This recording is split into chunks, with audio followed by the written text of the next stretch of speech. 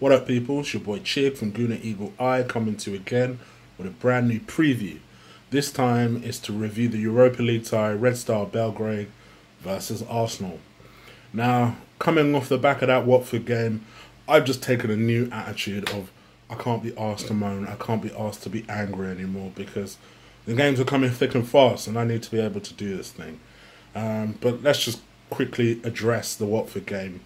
It was a huge disappointment, the game. We didn't play well at all.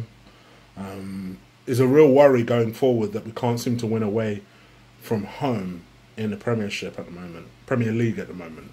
Premiership, can tell I'm old school. I guess what a new competition gives us the opportunity to do is focus on something different. Focus on a competition that, in theory, we can win. In theory, we're a long way from that right now. And we face a hostile test. And it's going to be a hostile test. You know, and there are a lot of Serbian Gunners that are looking forward to this game.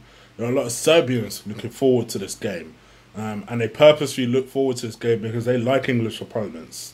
You know, and listen, for any Serbians out there, do correct me in the comment section below as I'm sure you will. But you know, they're right up for games like this. Let's have it right. And whoever goes out there as an Arsenal fan, be careful. I'm not saying Serbia is not a beautiful country, but for a game like this, their fans will be right up for it.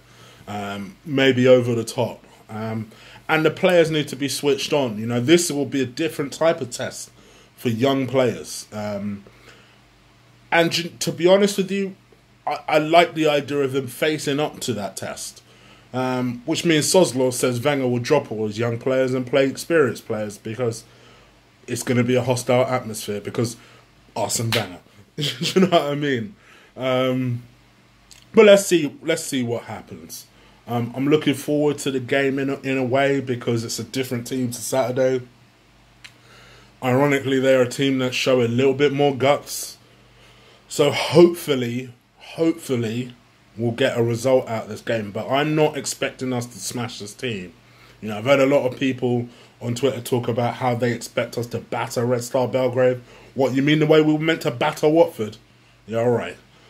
Let's calm down with that. They're coming off a really good win at the weekend. They've got a Ghanaian striker called, let's see if I can pronounce this, Richmond Yayadum Bakwai or Baki Yayadum. I have butchered the crap out of that name, but I know he's supposed to be in form. I know they won 4-0 over the weekend.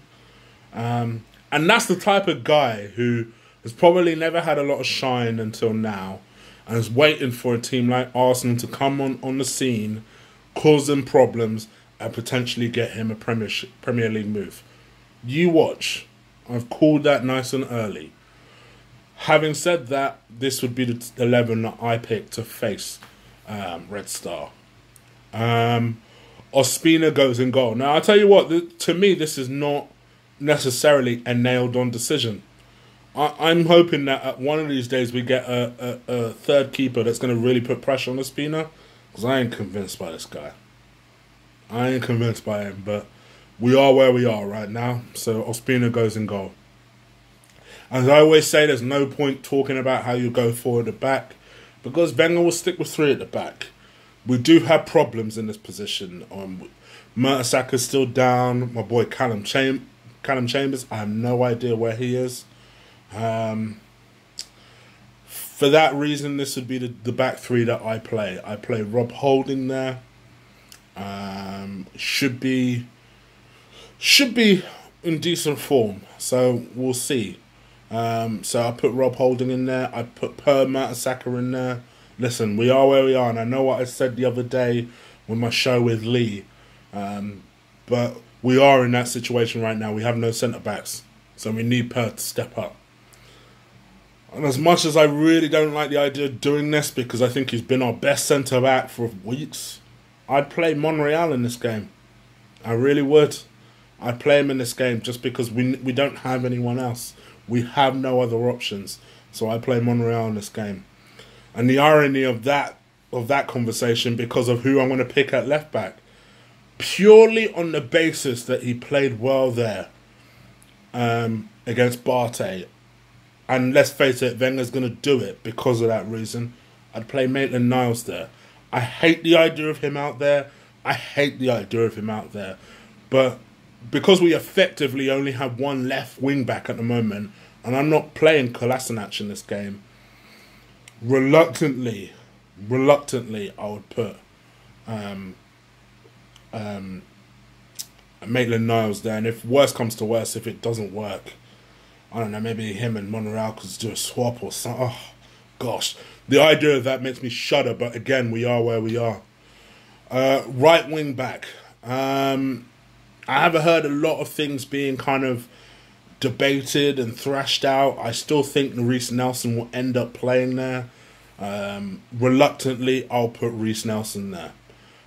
Just because I feel like, again, we have no other options. I wouldn't risk Hector Bellerin in this game. This is the type of game that I could just feel Hector getting injured in this type of game. So me personally, I don't put him in this game.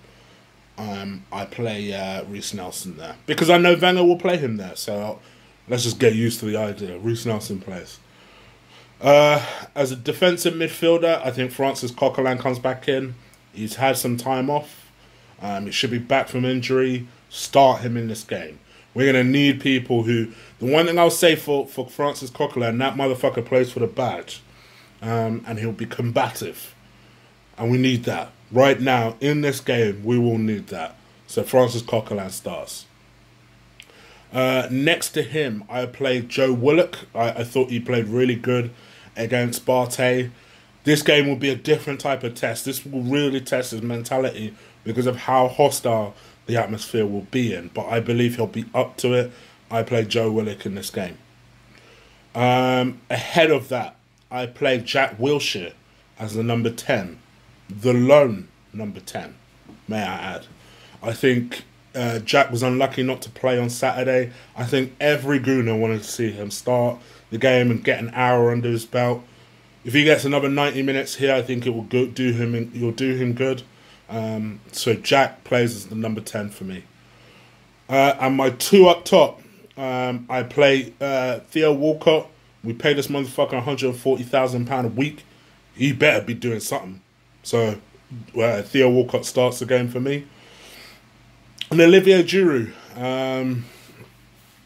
has been quiet recently. I don't know what to say when it comes to Giroud. I think when he hits the purple patch, you really start to value him. And then when he goes through this kind of spell that he's going through at the moment, you just think to yourself, why do we have this guy again? That's Olivier Giroud in a nutshell.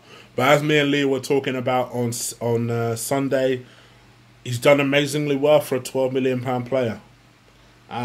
So he starts this game alongside Theo. I'm going two up top. I don't think this will be the easiest game. I think this will be a really difficult game, and I can just see that Ghanaian guy scoring.